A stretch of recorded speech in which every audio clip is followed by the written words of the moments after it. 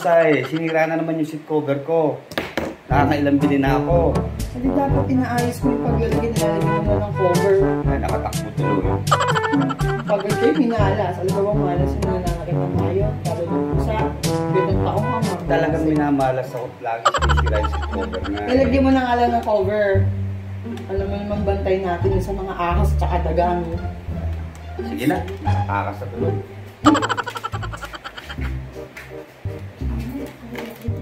Hindi maganda morning natin mga ka-riders. Kasi alam nyo, ito, nakakulong na lahat yung mga pusa natin. Kaya ini-expect ko wala nang kakalmot dun sa ating seat cover. Eh may mga pusang ligaw na nakakapasok eh. Hindi natin matsyempohan. Na-tsyempohan na ito. Kita nyo, kinuberan ko na ha. Ito ho yung pinagpaltan natin seat cover. Tignan nyo, tad-tad ng kalmot. Hindi ko talaga matsyempohan. Hindi ko lang gagawin. Ang ginawa eh, siguro pag talon, inano niya, hinawi niya. Ito na yung bagong pinalit natin. Tignan nyo, ayan, tad-tad na yan. O, ayan na naman. Oh. Grabe, hayop talaga. Hayop yung pusa. Kaya lang, siyempre, tayo ang may mas utak eh. Kaya dapat ganito. Kubera natin ganito. Ito yung ating Aerox to. Walang kalmot to kahit isa. Talagang hindi natin nalilimutan lagyan ng cover pagka paparada. Ito lang talaga, nakakalimutan natin kasi ito yung pang araw-araw natin eh. Kaya, hirap. Minsan nakakalimot natin bantayan kahit kubera natin. Kaya siguro kailangan pa natin ng isa pang motorcycle cover. Kaya no choice tayo. Kailangan natin order ng motorcycle cover. At hindi naman natin pwedeng isin na ganito lang siya, di ba? Pangit tignan. Mas lalo pa, isa pa lalong lalaki ang sira niya. Okay. Boss, choppy delivery po. Oh, tama ka. Pakilagay na lang dyan sa gate yung ano, yung parcel. Salamat ha. At bayad na naman, di ba? Okay, thank you. Happy New Year. Hindi talaga natin kayang tiisin ang alaga natin. Kaya, ayun, buti may available pa nung una nating na-order na seat cover. Okay, ito. Unbox na rin natin ha. Ito, nag-sale siya mga ka-riders. Yung una nating nilagay, pan-unbox po na seat cover ha. Kaya dun po sa mga nagtatanong na kung kasya ba sa RFI natin ang seat cover ng NMAX, eksakto po, sukat din po siya. Yun nga lang po dahil dito medyo mahaba itong kanyang upuan. Ito sa baba, medyo gagalingan lang ng pagbatak nung papagawa natin dun sa marunong. Okay, unbox na natin to. Okay, sale nga po ha. Bali, kuha ko dati dun sa nauna, 700. Ngayon, 420 na lang. Tara, i-unbox natin. Pero matagal dumating kasi siguro mga isang linggo na to. Ayan. Tapos yung kulay, binago na natin. Yung una natin kasi in-order, blue ang kulay niya. Ay hindi tumutugma sa pagka-matte blue nito. Medyo navy blue ang kulay nung naunang order. So ito, naisip ko magandang kulay na Eterno. Kulay gray, saka combine sa black, di ba? Ito namang NMAX, matatakpan to ng ating pinaka-stopper ng puwitan nito. Yung camelback type na porte rito. Okay, okay naman. Wala siyang kasamang iba. Dali, baka merong sticker eh. Okay, wala po. Wala nang kasamang laman. Okay, sticker.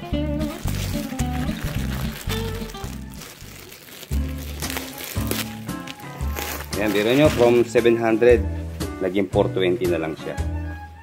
Ayan, maganda. Okay. Laladlad lang natin ha. Ayan siya mga ka-riders. Itong unang pinalit natin, ordinary lang. Itinerno ko lang kasi matte ang kanyang kulay, matte black. Kaya lang manipis, kaya yan kita nyo, bakbak agad. Pero ito, sisiguraduhin ko na puproteksyon na natin. Okay, sukat natin. Okay, itong kanyang harap. Terno naman siya, yung kulay, di ba? Yan, sakto yan. Ayan, meron din siyang curve naman, di ba? Tatanggalin natin itong nasa ilalim ito. Yan ang ipaharang natin dito. Ayan. Sakto yan, kasi nakabili na tayo ng ganito. Ganda ng quality ng kanyang pagkakatahe, pulido naman. Tapos yung ito may mga ekstrang pompa na kasama. Kaya maganda, komportable ito sa puwitan natin. Okay, siguro mas babagay itong kulay na to, di ba, mga riders? Kaya samahan nyo ako, papagawa natin. At ang labor nito sa pagpapa-tacker to, tinatacker to eh. Mga 150 lang dun sa pinagpapagawaan ko. Ayan. Okay. Hindi po tayo dito magpapagawa ha. DPWH po to. Okay, doon may maliit na shop po dun sa katabi ng DPWH. Naghihintay lang tayo at may mga customer po nagpapaayos eh. Alamin lang natin kung anong pwesto to kasi burado na yung kanilang karatula eh. Pero dito ako dati nagpa-seat cover na rin eh. Kaya ngayon ito, naghihintay lang tayo. Okay, ito ang ating mekaniko, si Sir Edgar. Sir, mag-Happy New Year sa'yo ha. Okay. Siya yung magpapalit na seat cover natin. Then ito pong pwesto, P4 Motor Shop po pala ito. Ayan, P4. Ayan, tandaan nyo lang po ha, katabi lang po ng DPWH. Dito lang po ito ha, sa Santa Cruz, Laguna. Tsaga tayo mag-intay kasi loaded ang mga shop po ngayon dito. Ang dami nagpapagawa. Ay, ito buti nakachempo tayo. Mga 30 minutes lang tayo nag-intay. Ayan, gagawin na yun sa atin.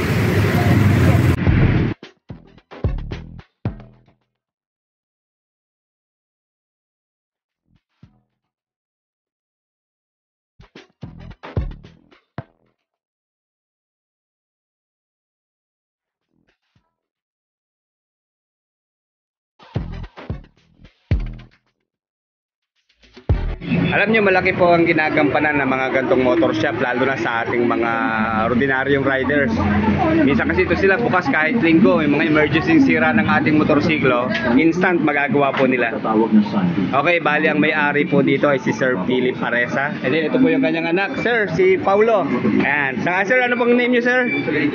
Si Benji. Ayan, Sir, ha? Mga masisipag na mekaniko po dito sa, ano lang po ito ha, Santo Angel Sur. Friday, 4:30 p.m. Tutok na sa TV5.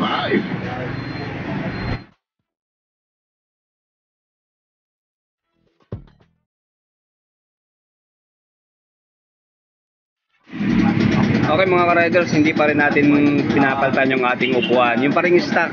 At okay naman yung performance niya. Yun lang talaga seat cover. So ito, ibabalik natin to. At ito na lang ating gagamitin pa rin para hindi na tayo gumastos ng extra. Dito naman meron sa nakakatulong.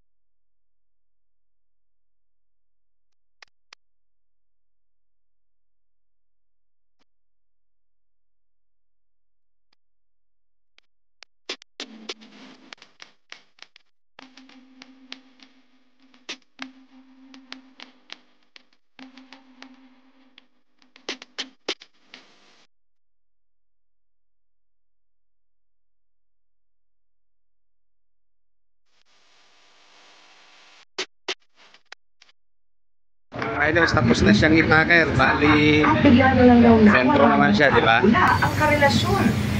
Sa akin okay lang Okay ikaw. naman ang Kasi pagkakatagal hindi naman ko yan. yung first time eh. Second time Yan, na to. bali, kakater naman yung mga excess na seat cover. Ay, maraming nabago.